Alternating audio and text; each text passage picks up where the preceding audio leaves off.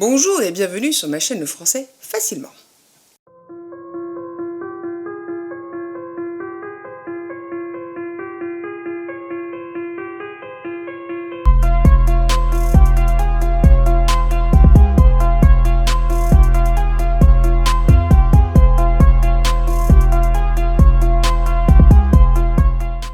Aujourd'hui, les mots polyfonctionnels et les mots monofonctionnels. Je vais donc vous parler de la ou des fonctions des mots. Donc, ceux qui n'ont qu'une seule fonction seront les monofonctionnels. Ceux qui en ont plusieurs seront les polyfonctionnels. Bon, petit rappel sur les fonctions des mots, rapidement. Un mot peut avoir la fonction de verbe, c'est-à-dire qu'il va exprimer une action ou un état. Exemple, il tira. Il peut avoir une fonction de nom ou de sujet. Donc là, c'est l'être ou la chose qui va subir ou faire l'action du verbe. Il peut aussi préciser les circonstances de cette action. Exemple, dans ce monde, la vaisselle et les tâches quotidiennes étaient réalisées avec la magie.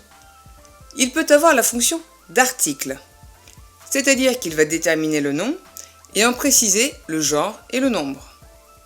Exemple, la beauté, un pistolet, les enfants, aux colonies.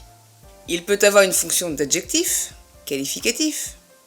Il va donc préciser ou qualifier le nom, lui donner une qualité. Exemple, un fameux 3-mâts, ou encore 7 dimensions.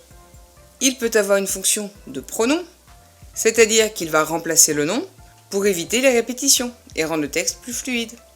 Exemple, il monte à l'attaque.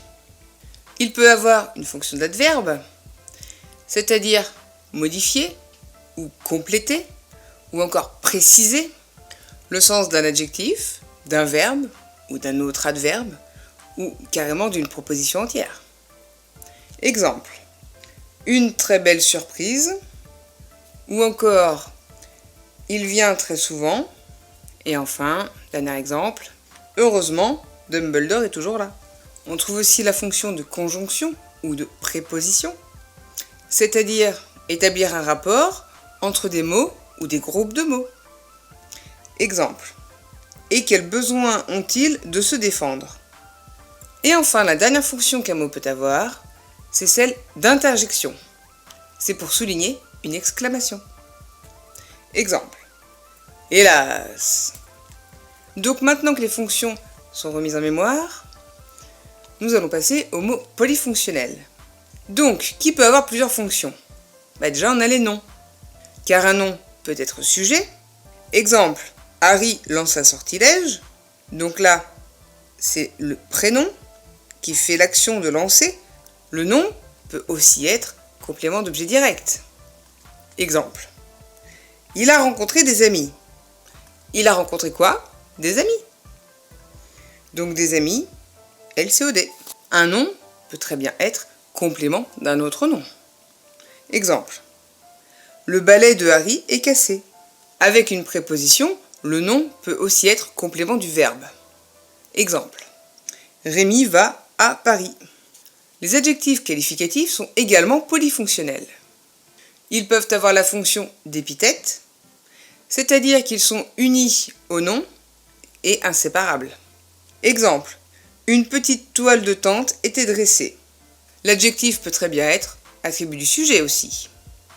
Exemple, Hermione paraissait cultivée. Et l'adjectif qualificatif peut également être un COD. Exemple, j'ai trouvé ce livre intéressant. J'ai trouvé quoi d'intéressant? Ce livre. Donc c'est bien le COD. Et c'est tout pour les mots polyfonctionnels. Il n'y en a que 2 en fait. Donc en toute logique, on va passer au monofonctionnel. Donc une seule fonction. Et bien là, nous allons retrouver les verbes, les déterminants et certains pronoms. Le verbe, c'est le noyau de la phrase. Donc du coup, on ne peut pas lui donner une autre fonction. On a besoin obligatoirement du verbe. Bien sûr, je ne parle pas des phrases nominales. Les déterminants, eux, ne peuvent que déterminer le nom. Donc du coup, leur nature et leur fonction sont les mêmes. Et enfin les pronoms. Alors, les pronoms je, tu, il, singulier ou pluriel, seront forcément sujets. Alors que les pronoms nous et vous, ils pourront être sujet, COD, COS, COI, etc., etc. Exemple. Nous les regardons. Donc nous est sujet. Ils nous regardent. Nous est COD. Ils nous adressent tous leurs vœux. Nous est COS.